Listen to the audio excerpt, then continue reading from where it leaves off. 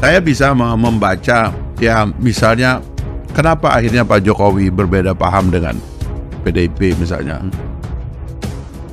Presiden itu kalau sudah terpilih jangan diintervensi, jangan diganggu dari belakang, jangan punya agenda lain di belakang layar. Masa Pak Jokowi terus yang salah? Seolah-olah yang lain nggak ada yang salah. Loh, nggak ada bang. Kalau saya presidennya bang, saya penjara itu gubernur. Dan saya penjara siapa yang nyuruh gubernur itu bang. Ini kan yang sebenarnya menciptakan Pak Jokowi melakukan semacam rebellion terhadap situasi. Kalau kita kendalikan politik ini dari belakang, bahaya bang. Inilah yang menyebabkan orang seperti Pak Jokowi dengan tradisinya, dia simpan. Pak Prabowo kita lihat dengan kulturnya, dan Pak Jokowi akhirnya nyambung dengan Pak Prabowo. Saya kira kita akan mulai politik di depan layar ini bang.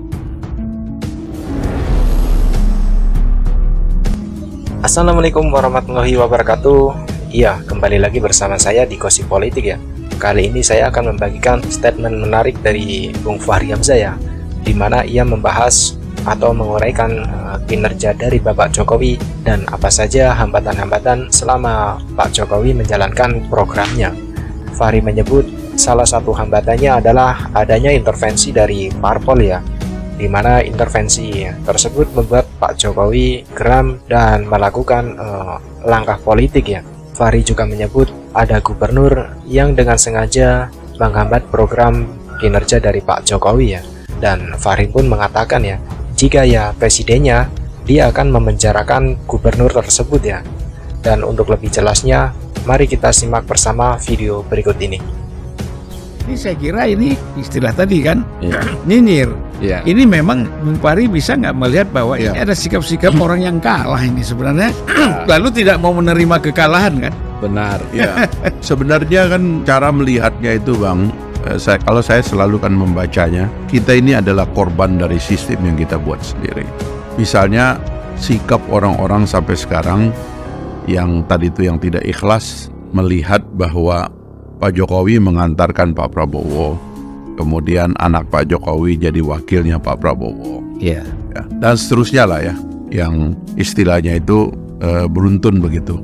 Sebenarnya kan itu adalah akibat normal dari sistem yang sebenarnya juga harus nanti kita perbaiki ya. Saya terus terang bang, kemarin tuh waktu Gerindra menayangkan video tentang Pak Jokowi itu, saya aja yang bukan orang PDI, bukan orang Gerindra itu terharunya itu agak dalam saya ngelihat itu.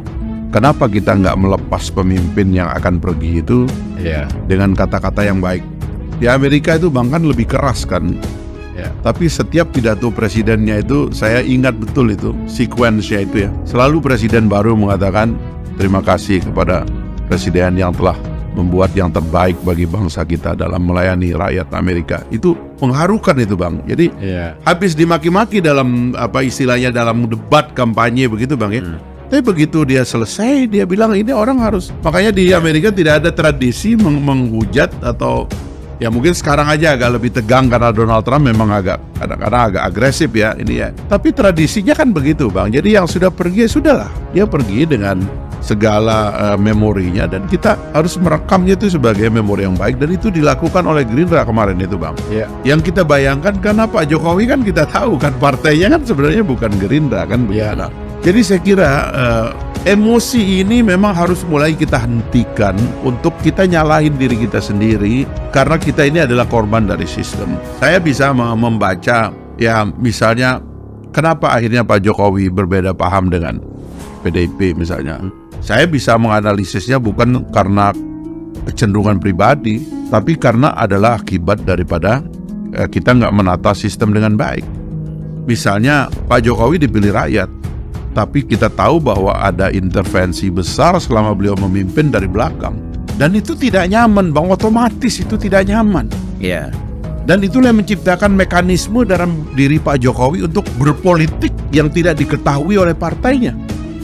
Karena ada gangguan bang. Itu kalau kita ungkap secara lebih belak-belakan nantilah kita tulis ini sebagai pelajaran politik. Maka kita mesti belajar bahwa presiden itu kalau sudah terpilih jangan diintervensi. Jangan diganggu dari belakang. Jangan punya agenda lain di belakang layar.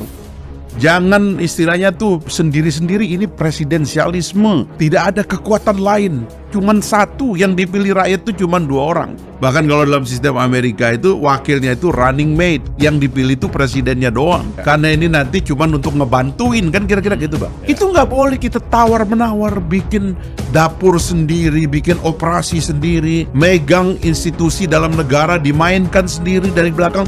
Tidak boleh Bang. Ini kan yang sebenarnya menciptakan Pak Jokowi melakukan semacam rebellion terhadap situasi. Karena dia tahu ini nggak baik gitu loh. Nah yang begini-begini Bang, harus kita introspeksi, ada salahnya kita. Masa Pak Jokowi terus yang salah? Seolah-olah yang lain nggak ada yang salah. Banyak yang salah, harus dikoreksi. Memang kalau kita melihat ya, mungkin karena komplikasinya begitu ya, akhirnya Pak Jokowi tidak kuasa untuk melihat merajalelanya ya pemain-pemain di sekitar dia. Yang itu menurut saya sebagai orang yang ngerti presidensialisme ini, kita tahu, kita juga menciptakan sistem, sadar betul betapa presiden itu terganggu Bang kalau diintervensi Bang. Bayangkan misalnya presiden mau bikin acara besar di satu provinsi, tiba-tiba ada partai politik memboikot acara itu. Loh nggak ada Bang, kalau saya presidennya Bang, saya penjara itu gubernur. Dan saya penjara siapa yang nyuruh gubernur itu Bang. Kalau saya presidennya, ini adalah subversi kepada presiden dalam negara kesatuan, itu nggak boleh Bang. Nah yang begini-begini Bang, kerasanya di Pak Jokowi dipendam gitu loh. Nah begini Bang, kita introspeksi lagi ke depan, nggak boleh lagi. Kalau kita mau politik ini terang benderang semua, hentikan mengelola politik dari belakang layar. Taruh semua ini di atas meja, kita bicara di atas meja sebagai negara yang transparan. Baru Indonesia maju Bang.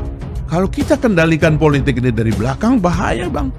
Inilah yang menyebabkan orang seperti Pak Jokowi dengan tradisinya, dia simpan. Akhirnya dia melakukan juga semacam, ya bisa dibilang politik juga di dalam internalnya. Karena mungkin itu juga tradisi yang ada di dalam dirinya gitu. Tapi dia adalah anak dari reformasi, dari kebudayaan politik demokratis.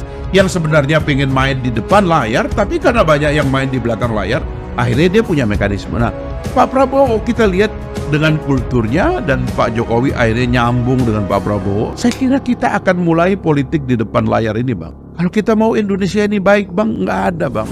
Politik belakang layar kita hentikan. Partai politik jangan bikin dapur sendiri. Nanti dikasih kementerian, jangan bikin dapur sendiri di situ. Semua itu adalah hak prerogatif presiden dan harus loyal kepada presiden. Tidak ada loyalitas ganda Bang. Bagaimana ada ketua umum partai, kader partai dalam kabinet, mohon maaf ya, saya punya bos lain. No, nggak boleh Bang itu.